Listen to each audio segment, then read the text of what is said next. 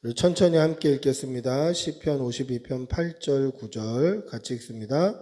그러나 나는 하나님의 집에 있는 푸른 감람나무 같으며 하나님의 인자하심을 영원히 의지하리로다. 주께서 이를 행하셨으므로 내가 영원히 주께 감사하고 주의 이름을 선하심으로 주의 성도 앞에서 내가 주의 이름을 사모하리이다. 아멘. 할렐루야. 작은 자의 왼손이라는 소설책이 있습니다. 허성수 작가님이 쓰신 소설인데요. 제가 이 책을 한 2번 정도 읽어봤고, 이 책의 주인공이신 이 황재환 목사님 간증도 이제 제가 모교회로 있던 교회에서 들은 적이 있습니다. 이 허성수 작가님 소설은 이제 실명 또 실화 소설이에요. 보통 실화를 바탕하는 소설도 가명을 쓰는 경우가 있습니다만은 이 황재환 목사님의 실명을 써서 실명 실화 소설로 쓴 소설이 이제 작은 자의 왼손이라는 소설인데, 이 허성수 작가님이 제가 중등부 전도사일 때 우리 교사였어요. 우리 모교회 안수 집사님이시기도 하시고 교사셔서 제가 이제 그 책을 선물 받았고, 또 이 황재환 목사님에 대한 이야기도 직접 간증을 통해서 들은 적이 있습니다. 이 목사님은요, 4살 때 전쟁 고아가 됐어요. 그때 6.25 때는 전쟁 고아가 많았잖아요. 4살 때 전쟁 고아가 돼서 고아원을 전전하다가 7살 때 어느 집 담벼락 밑에서 솔방울처럼 생긴 쇠로 된 묵직한 것을 주운 거예요. 7살짜리 꼬마가. 근데 무슨 정신이었는지 이 묵직한 쇠로 된 솔방울을 한번 깨보고 싶었던 거예요. 그래서 이걸 내려놓고 오른손으로 돌로 찍었는데 그 다음에 기억이 없는 거예요. 그러고 들었던 기억은 자기가 미군 헬기를 타고 군 병원으로 수송되고 있는 그 상황이었던 거죠. 한쪽 팔이 날아갔습니다. 그게 수류탄이었어요. 불발된 수류탄을 어린 7살짜리 아이가 돌로 때린 거죠. 오른손이 날아가고 귀가 양쪽이 다 청력을 잃어버립니다. 근데 오른쪽 귀는 나중에 조금 들리게 돼요. 그리고 시력을 다 잃어버렸어요. 하루아침에 전쟁 고아인 7살짜리 아이가 거의 사경을 헤매는 장애우가 된 것이죠. 그렇게 어렵게 몇 번의 수술을 끝에 살아나긴 살아났는데 눈은 볼 수 없었고 오른쪽 청력 살짝 살아있고 왼쪽은 귀가 먹어있고 한쪽 팔은 없게 된 거예요. 그렇게 17살이 되었더니 황재환 학생, 이 청년이 교회에 가서 하나님의 부르심을 받은 거예요. 은혜를 받았어요. 예수 그리스도를 만난 거죠. 그래서 교회에서 예배 드리는 가운데 피아노 소리에 매료가 된 거예요. 나도 치고 싶다. 잘 들리지는 않지만 눈으로 볼 수 없어서 악보는 볼 수 없지만 저 소리가 진짜 천사의 소리 같다. 그래서 몰래 교회 가서 피아노 연습을 하는 거예요. 악보도 볼 수 없어요. 귀는 조금 들려요. 그런데 자기가 외워가지고 피아노를 치는데 밤낮 연습을 하는 거예요. 피아노 페달이 있잖아요. 그래서 왼손으로 베이스음을 둥 누르고 피아노 페달로 둥 울리게 해놓고 다시 오른쪽으로 가서 왼손으로 멜로디를 치는 연습을 한 거예요. 그래서 자기가 들은 찬양을 다 치고 부를 수 있게 된 거예요. 그렇게 연습을 하다가 이 학생 재환이가 학교회에서 한번 내가 특송을 하고 싶다. 목사님, 제가 특송하고 싶습니다. 제가 피아노 치면서 하나님 찬양하고 싶습니다. 요청을 한 거죠. 근데 교회 목사님이 허락을 안 해주시는 거예요.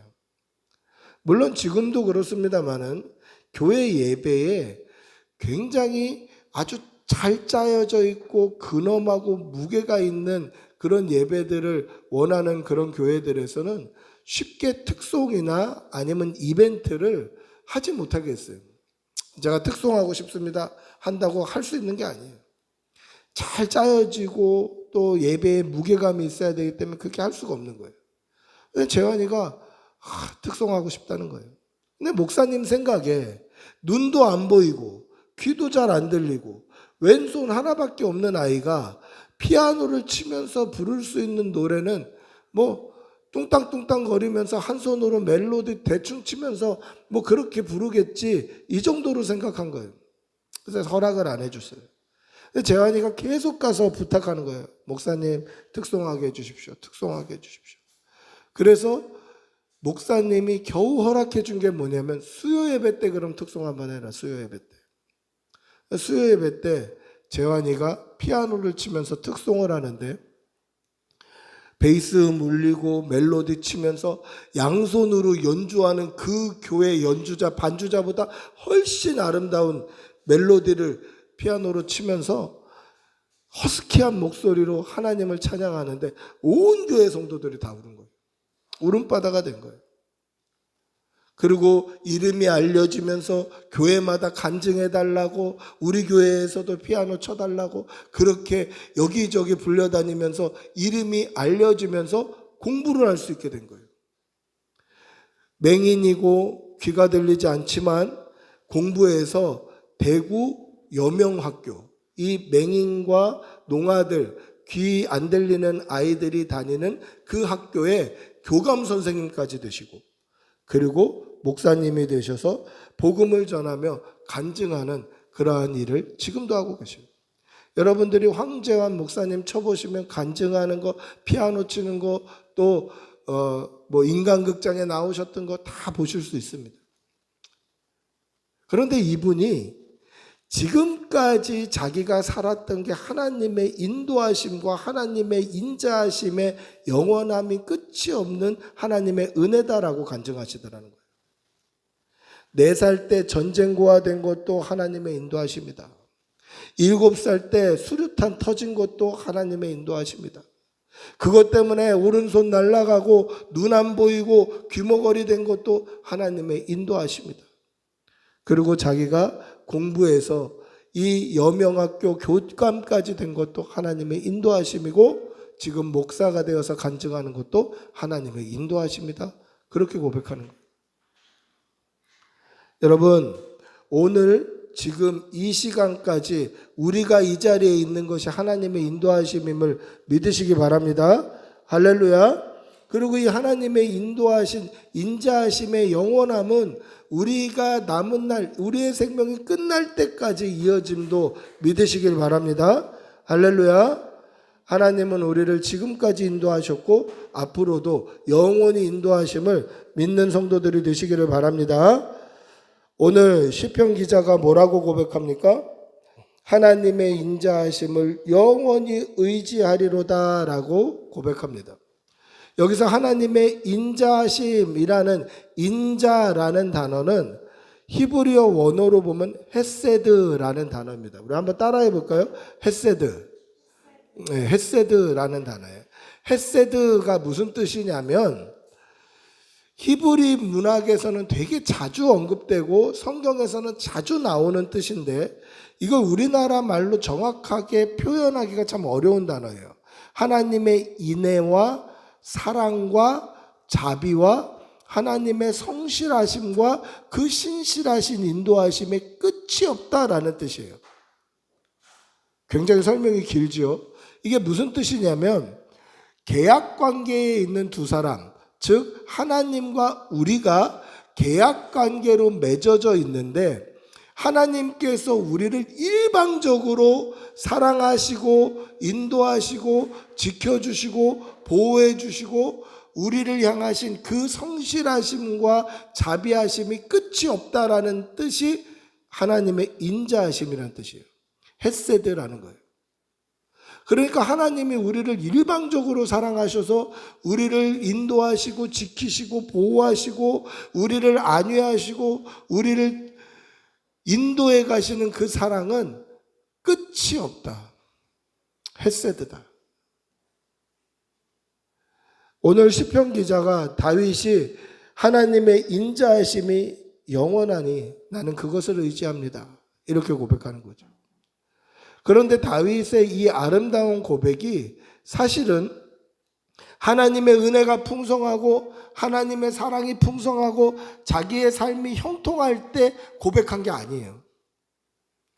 슬픈 눈물을 이를 악물고 고백한 믿음의 고백이에요. 하나님의 인자하심이 영원하니 내가 그 인자하심을 영원히 의지하리로다 라는 이 고백이 다윗이 성령 충만할 때, 기쁨으로 충만할 때, 삶에 형통할 때 그때 이야기했던 게 아니라 슬픔을 이를 악물고 고백했던 믿음의 고백이다라는 것이죠. 여러분, 오늘 우리가 읽은 시편 52편을 한번 찾아보십시오. 그 시편 52편을 보시면 맨 위에 제목에 뭐라고 되어 있냐면 다윗의 맞쓰길이라고 되어 있어요. 맞쓰길이라는 말은 교훈이라는 뜻이에요. 다윗이 교훈한 거다라는 것이죠. 다윗의 교훈. 근데 그 뒤에 뭐라고 되어 있습니까? 에돔 사람이란 뜻이죠. 에돔인 도액이 사울에게 이르러 다윗이 아히멜렉의 집에 왔다고 그에게 말하던 때에 지은 시다라는 거예요. 자, 제목이 좀 길고 복잡해요. 에돔 사람 도액이 사울에게 이르러 다윗이 아히멜렉의 집에 왔다고 그에게 말하던 때, 이때가 언제인가? 여러분, 에돔인 도액이 사울에게 와서 다윗이 아히멜렉의 집에 왔다라고 말했던 때가 언제고 어떤 의미고 무슨 심정으로 다윗이 고백했던 것인가? 오늘 이 말씀을 통해서 다윗의 고백, 이 믿음을 우리가 배우고 우리의 생명이 끝나는 날까지 우리도 이 믿음의 고백을 하는 그런 믿음의 도전과 다짐을 하는 시간이 되시기를 축복하고 기도합니다.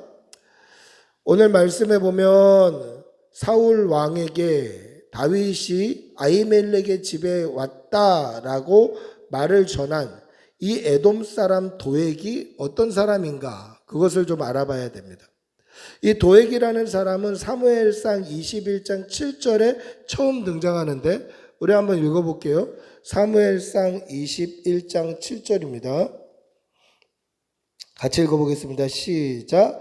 그날에 사울의 신하 한 사람이 여호와 앞에 머물러 있었는데 그는 도액이라 이름하는 에돔 사람이요 사울의 목자장이었더라.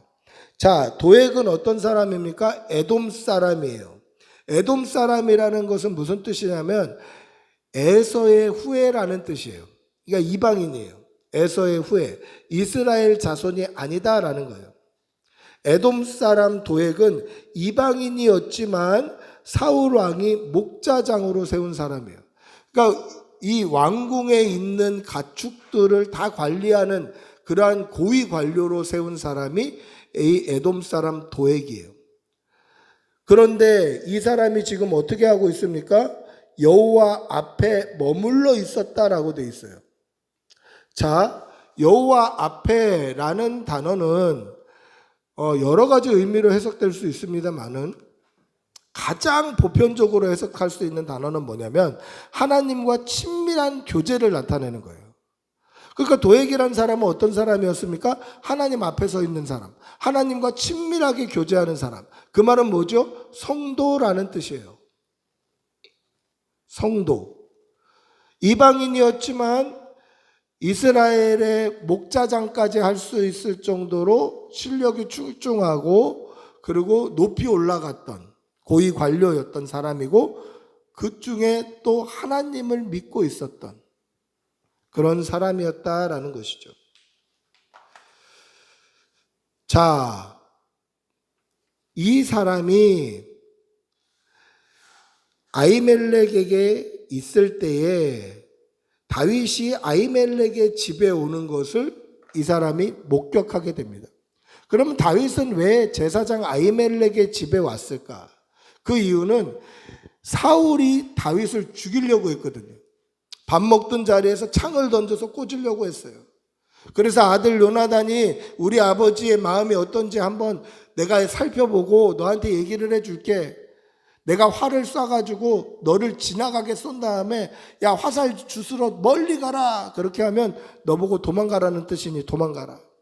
그렇게 하고 요나단이 다윗을 도망가게 해줘요. 그렇게 도망가서 다윗과 함께한 이 청년들과 함께 막 급하게 도망가다가 무기도 없고 먹을 것도 없고 아무것도 없이 도착한 곳이 놉이라는 곳인데, 이 놉이 어디냐면 지금 히브리 대학교가 있는 곳이 놉이에요. 그 놉에서 보면, 히브리 대학교에서 보면 예루살렘이 쫙 보여요. 기드론 시내만 건너면 바로 그 놉 땅이에요. 거기에 제사장들의 거처가 있었어요. 그리고 뭐 성전 창고도 그쪽에 있었어요. 그런데 보세요. 이 놉의 땅에 갔을 때에 다윗은 지금 왕에게 쫓기는 위치잖아요. 근데 내가 쫓긴다고 하면 안 되겠죠. 그러니까 다윗이 이 제사장 아히멜렉을 어떻게 속이냐면, 내가 지금 사울 왕에게 급하게 명령을 받아서 나왔는데 너무 급하게 오다 보니까 먹을 것도 준비 안 하고 무기도 준비 안 했다. 당신 먹을 거 있으면 좀 주십시오. 무기도 있으면 주십시오.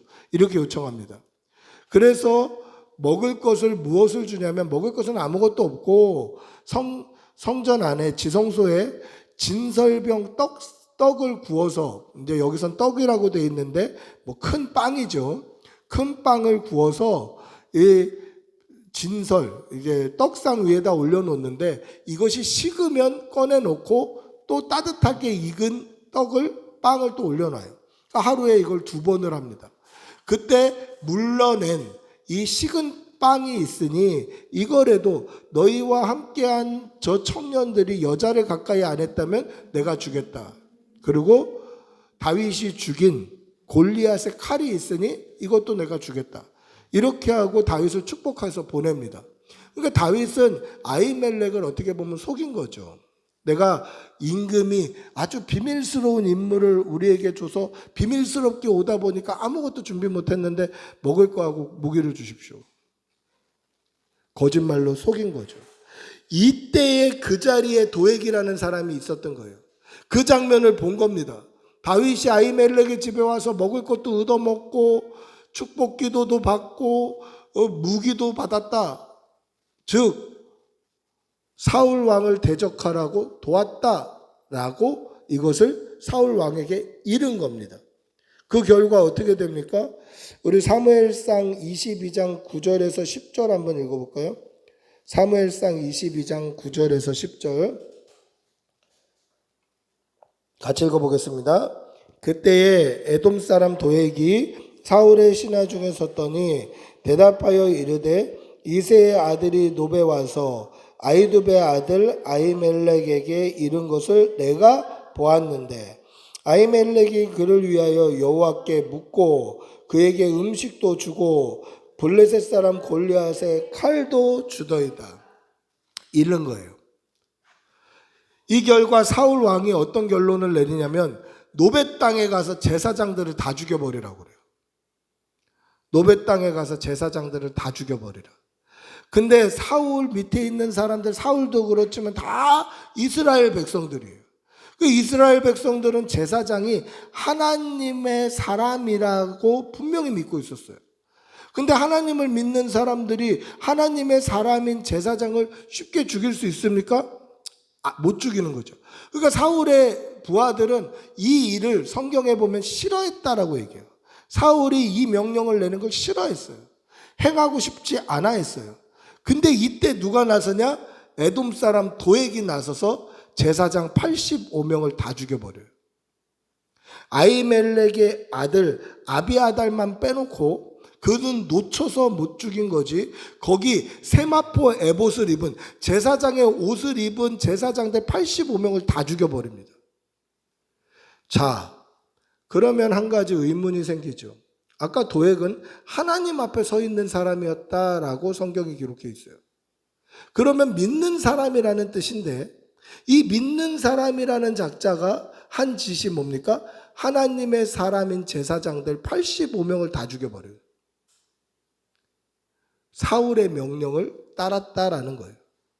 여러분, 왜 이것을 우리가 집중해야 되냐면 우리가 하나님의 자녀지만 당장 내일부터 출근해서 살아가야 되는 곳은 그냥 세상 속이에요. 그곳에는 내 직장 상사도 있고 나에게 명령 내리는 사람도 있고 다 크리스찬은 아닐 거예요. 그때에 이 도액이라는 사람은 하나님 앞에 서 있던 자기가 믿음의 사람이라고 하나님 앞에 서 있는 사람이었지만 결국은 사울 왕의 명령을 들어서 출세하고 싶었던 거예요. 인간적으로 잘 되고 싶었던 거예요. 신앙보다 하나님보다 인간적인 성공을 꿈꿨던 거죠. 우리에게도 이런 유혹이 너무너무 많다는 거예요. 사랑하는 성도 여러분, 우리가 눈앞의 이익이 아니라 보이지 않는 하나님을 쫓아가는 성도들이 되시기를 바랍니다. 할렐루야. 우리 다시 오늘 읽었던 8절 한번 다시 읽어볼까요? 오늘 읽었던 8절입니다. 시작. 그러나 나는 하나님의 집에 있는 푸른 감람나무 같으며 하나님의 인자하심을 영원히 의지하리로다. 지금 도액이 제사장 85명을 다 죽였어요. 그리고 그 자리에서 아히멜렉의 아들 아비아달만 겨우 빠져나왔어요. 그래서 겨우 빠져나온 그 아히멜렉의 아들 아비아달이 다윗에게 이 말을 전하는 거예요. 도액이 지금 제사장들을 다 도륙하고 있다. 이 말을 들을 때에 다윗이 지은 시가 오늘 시편 52편이라는 거죠. 여기서 눈물을 머금고 다윗이 뭐라고 고백합니까? 그러나 나는 하나님의 집에 있는 푸른 감람나무 같으며 하나님의 인자하심을 영원히 의지하리로다. 그러나 나는 하나님이 기르시는, 하나님이 물 주시고 하나님이 먹이시고 하나님이 사랑하시고 하나님이 은혜 주시는 푸른 감람나무 같으며 하나님의 그 사랑과 은혜와 긍휼과 자비는 영원하니 내가 영원히 그것을 의지하겠노라 라고 고백하고 있는 거예요. 여러분, 우리가 오해하는 것 중에 하나가 뭡니까? 예수 믿고 믿음 안에 있으면 우리의 삶 가운데 슬픔이나 절망이나 아픔이나 고통은 없어야 된다고 생각하는 거예요. 오해예요. 여러분, 슬픔과 절망과 아픔과 고통 좋아하는 사람 아무도 없죠. 근데 보십시오. 세상 사람들도 다 슬픔과 아픔과 고통과 절망은 겪고 있어요. 우리만 겪는 것도 아니고 우리만 안 겪는 것도 아니에요. 믿는 사람이나 믿지 않는 사람이나 상관없이 누구든지 누구를 막론하고 슬픔과 아픔과 고통과 절망과 그러한 인간적으로 살다가 누리는 그러한 모든 부정적인 아픔들이나 고통은 누구도 겪는 거예요. 근데 우리에게는 하나님의 인자하심이 있다라는 거죠. 우리가 고통과 아픔과 절망과 그런 슬픔들이 없는 게 아니라 믿는 사람에게는 그게 없어야 된다라고 그렇게 알아서는 안 되는 것이 성경은 한 번도 그렇게 말씀하신 적이 없어요. 슬픔과 고통과 아픔과 절망 있을 수 있죠. 그러나 하나님의 인자하심이 영원히 우리와 함께 하신다는 거예요. 사망의 음침한 골짜기를 다니는 것 같을 때도 있죠. 아플 때도 있어요. 고통스러울 때도 있죠. 그러나 주의 지팡이와 막대기가 우리를 안위하시고 인도하시고 지켜주신다라는 거예요. 이게 세상 사람들과 우리가 다른 점 아닙니까? 예수 믿는 사람은 아프지 말아야 된다, 고통받지 말아야 된다, 슬픈 일 없어야 된다, 절망해서는 안 된다, 실패해서는 안 된다, 이렇게 가르쳐 버리면요, 살아가다가 절망과 슬픔과 아픔을 만났을 때 내가 왜 이런 슬픔과 절망과 아픔을 만나지? 하고 시험 들고 다운돼요. 그러면 또 그렇게 얘기하죠. 믿음이 없어서 그렇다, 믿음이 없어서. 그러면 내가 잘 믿은 것 같은데, 신실하게 신앙생활한 것 같은데 왜 나에게 슬픔과 아픔과 고통과 이런 절망들이 있을까? 그러니까 자기 믿음을 탓하게 되고 좌절하게 되고 시험 들게 되는 거예요. 여러분, 믿는 사람에게도 슬픔과 아픔과 고통과 절망은 있을 수 있어요. 다윗에게도 있었어요. 없었던 사람 있습니까? 아무도 없어요. 성경의 인물들도 다 슬픔과 절망과 고통과 아픔이 있었어요. 그런데 중요한 건 뭐죠? 그게 없는 게 아니라 그 가운데 하나님이 함께 하시는 거예요. 하나님의 그 신실하신 영원하신 그 은혜, 하나님의 자비, 인애, 보호하시는 손길이 우리에게 영원히 함께 하는 거예요. 이게 세상 사람들과 다른 거예요. 그래서 세상 사람들은 뭐라고 얘기합니까? 재수 없다고 그래요. 왜 하필 나에게 이런 일이 있지? 참 재수 없다. 근데 믿는 사람들은 뭐라고 이야기합니까? 하나님의 인도하심이라고 얘기해요. 그래서 다윗도 뭐라고 이야기합니까? 오늘 9절 한번 다시 읽어볼까요? 우리가 읽었던 9절 같이 읽어보겠습니다. 시작. 주께서 이를 행하셨으므로 내가 영원히 주께 감사하고 주의 이름을 선하심으로 주의 성도 앞에서 내가 주의 이름을 사모하리이다. 뭐라고 이야기합니까?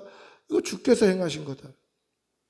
지금 네가 거짓말하고 네가 그 집에 들리고 네가 거기서 무기를 받아가는 바람에 너 때문에 그 집에 있는 제사장들 85명이 다 죽었다. 그런데 다윗은 자기 자책하지 않아요. 뭐라고 얘기하죠? 하나님께서 하신 거다. 하나님께서 하신 거다. 하나님의 인도하심 한가운데 있는 거다라고 고백하더라는 거죠. 사랑하는 성도 여러분, 우리도 살아가면서 때로는 절망과 아픔과 슬픔을 만나기도 합니다. 그러나 절망하지 마시고 원망하지 마시고 내 탓하지 마시고 그 순간 내가 하나님이 인도하시는 현장 가운데 있구나. 하나님이 하시는 일하심의 한가운데 있구나. 그렇게 믿으시고 하나님의 인자하심을 구하는 성도들이 되시기를 바랍니다. 하나님의 그 헤세드, 우리말로 번역해 보면 하나님의 자비와 인애와 사랑과 은혜가 하나님의 성실하심과 신실하심이 한없이 무한하게 우리를 향해 있다. 이 믿음으로 우리의 삶에 만나는 작은 문제부터 큰 어려움까지 하나님께 온전히 맡기고 그 안에서 평안하고 그 안에서 쉼을 얻고 그 안에서 회복의 역사와 은혜를 맛보며 그렇게 하루하루 살아가는 주의 백성들이 되시기를 축복하고 기도합니다.